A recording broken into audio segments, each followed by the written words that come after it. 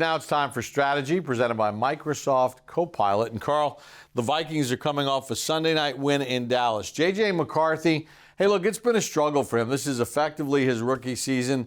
But with the weapons he has, he'll get it downfield. He gets it downfield, Bob, but I'm going to circle J.J. McCarthy here because he is not the quarterback that we saw earlier in the year. He's playing with much more confidence.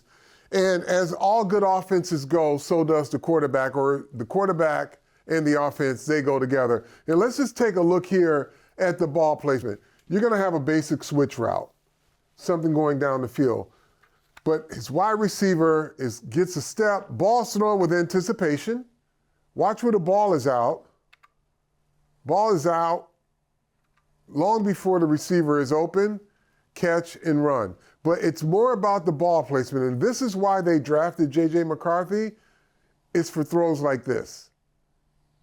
I mean, he sees this guy open, ball's out, and receiver runs right up underneath it. And then the run after the catch. They've got really good receivers there, and one really great one in Justin Jefferson.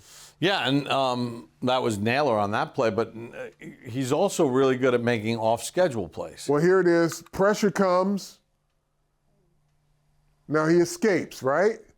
But just look at this off-platform throw here across his body, gives it to the guy who can make a play for him. So let's talk a little bit how this is tied into their running game. They have two really good backs. Mason has 6 rushing touchdowns this season. They also have Jones. But what do they do with their run game, Carl, that makes it so tough? Good vision, good look.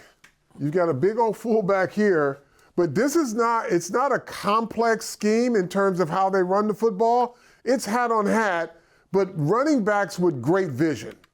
He sees the contact, there's contact here. He sees the head of his blocker here, and he's gonna get off of that and through. So he's good vision and good patience. And when you look at this, he's reading the hats. When they say read the hats, Bob, the hat is here, right?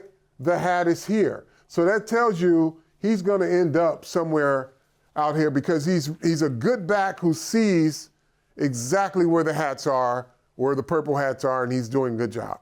Yeah, and C.J. Ham has been to a Pro Bowl as a fullback. In fact, he had a rushing touchdown last week against Dallas. Now, pressure, Carl. Brian Flores' defense is very creative. He's got a lot of eye candy. What is Jackson Dart and this Giant offense going to have to deal with? Well, it's a math class, right? You're going to have to do the math. If you can count the players and they outnumber you, that means you're going to have an opportunity somewhere here, or outside the numbers. But you have to see where the numbers are, right? They've got clusters. There's 2 guys there. You got a guy here, which they're going to cross. But when you look at it, there's only 4 guys coming, right? But look at this.